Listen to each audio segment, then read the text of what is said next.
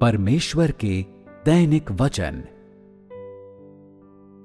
परमेश्वर परवाह नहीं करता है यदि मनुष्य मूर्ख है। वह केवल यह मांग करता है कि मनुष्य सच्चा हो। उत्पत्ति 22:2 में परमेश्वर ने अब्राहम को निम्नलिखित आज्ञा दी।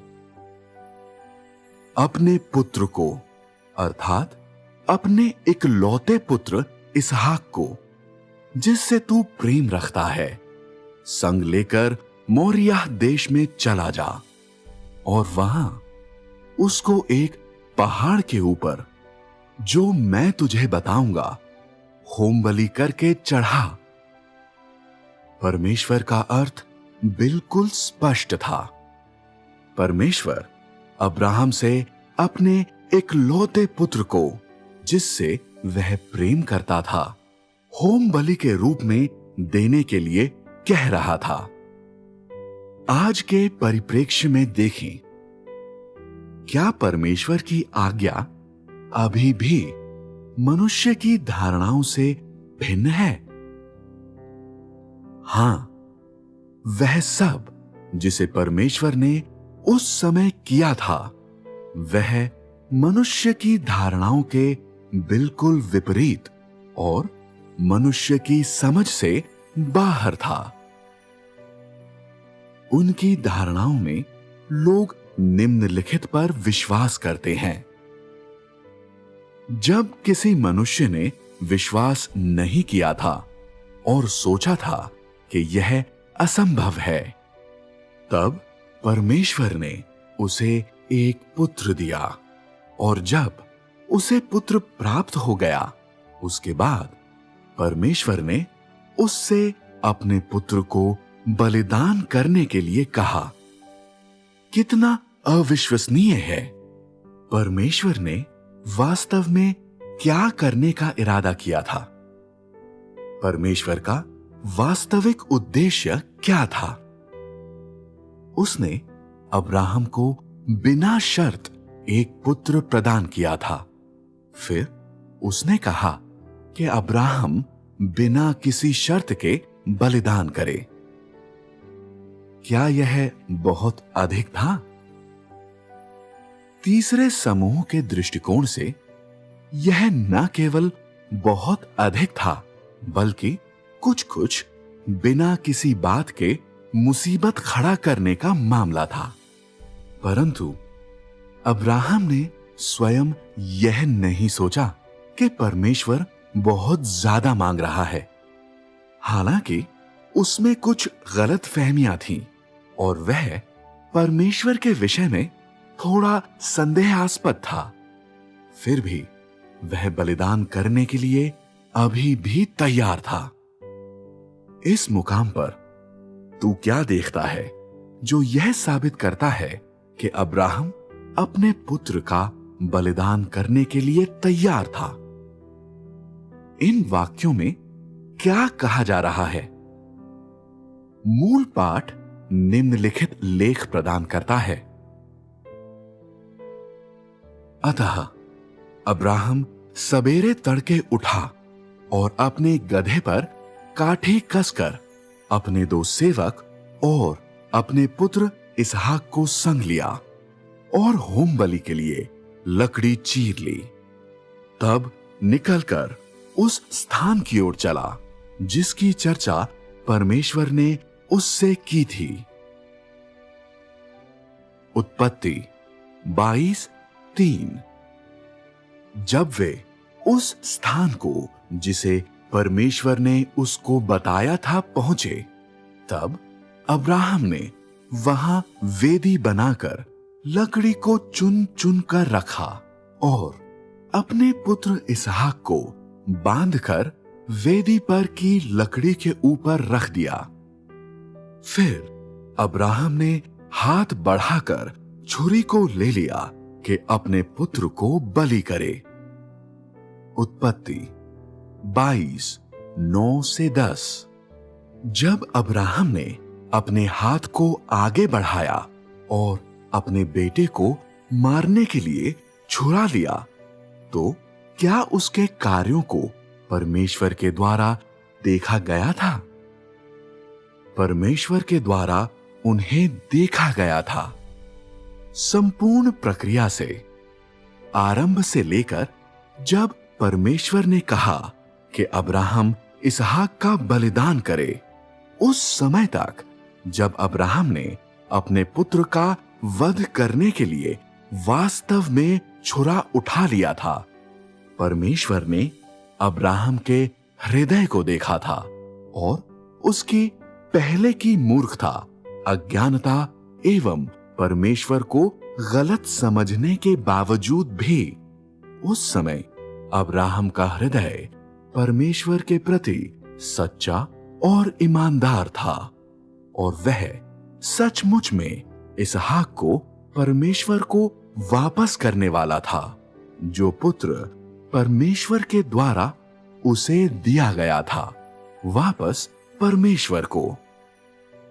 परमेश्वर ने उसमें आज्ञाकारिता को देखा, वही आज्ञाकारिता जिसकी उसने इच्छा की थी। मनुष्य के लिए परमेश्वर बहुत कुछ करता है जो समझ से बाहर है और यहां तक कि अविश्वसनीय भी है। जब परमेश्वर किसी को आयोजित करने की इच्छा करता है, तो ये आयोजन प्रायः मनुष्य की धारणाओं से भिन्न होते हैं और उसकी समझ से परे होते हैं। फिर भी बिल्कुल यही असहमति एवं अबोधगम्यता ही है जो परमेश्वर का परीक्षण एवं मनुष्य की परीक्षाएं हैं। इसी बीच अब्राहम अपने आप में ही परमेश्वर के प्रति आज्ञाकारिता को प्रदर्शित करने के योग्य हो गया, जो परमेश्वर की अपेक्षाओं को संतुष्ट करने के योग्य होने के लिए सबसे महत्वपूर्ण शर्त थी। जब अब्राहम परमेश्वर की मांग को मानने के योग्य हुआ, जब उसने इसहाक का बलिदान किया, केवल तभी परमेश्वर को सचमुच में मानव जाति के प्रति, अब्राहम के प्रति पुनः आश्वासन एवं स्वीकृति का एहसास हुआ, जिसे उसने चुना था। केवल तभी परमेश्वर को निश्चय हुआ कि यह व्यक्ति जिसे उसने चुना था, वह एक अत्यंत महत्वपूर्ण अगुवा था, जो उसकी प्रतिज्ञा एवं आगामी प्रबंधकीय योजना को आरंभ कर सकता था। हालांकि यह सिर्फ एक परीक्षण एवं परीक्षा थी। परमेश्वर को प्रसन्नता का एहसास हुआ। उसने अपने लिए मनुष्य के प्रेम को महसूस किया और उसे मनुष्य के द्वारा ऐसा सुकून मिला जैसा उसे पहले कभी नहीं मिला था।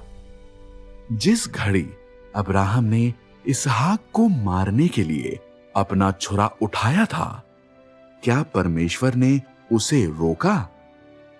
परमेश्वर ने अब्राहम को इसहाक का बलिदान करने नहीं दिया, क्योंकि परमेश्वर की इसहाक का जीवन लेने की कोई मनसा नहीं थी।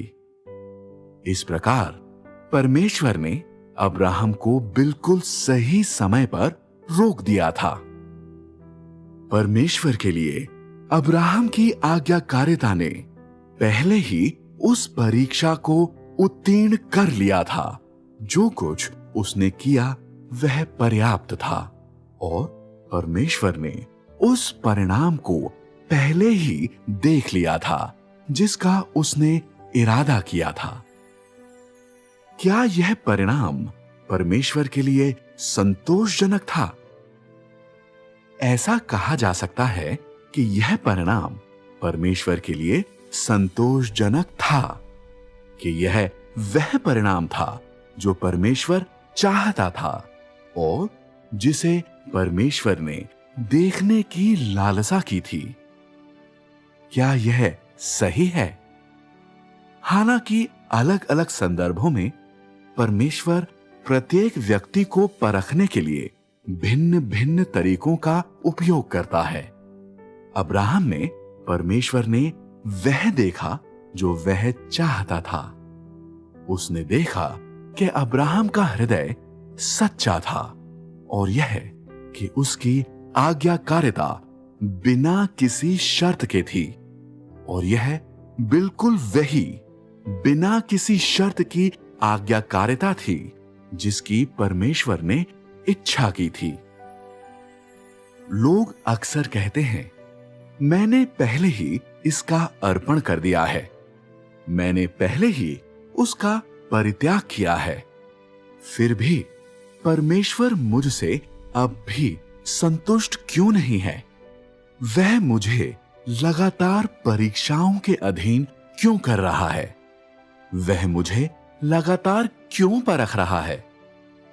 यह एक तथ्य को प्रदर्शित करता है। परमेश्वर ने तेरे हृदय को नहीं देखा है और उसने तेरे हृदय को हासिल नहीं किया है। कहने का तात्पर्य है, उसने ऐसी सत्य निष्ठा नहीं देखी जैसा तब देखा था जब अब्राहम अपने हाथ से अपने पुत्र को मारने के लिए छुरा उठाने और उसे परमेश्वर को बलिदान करने के योग्य हो गया था।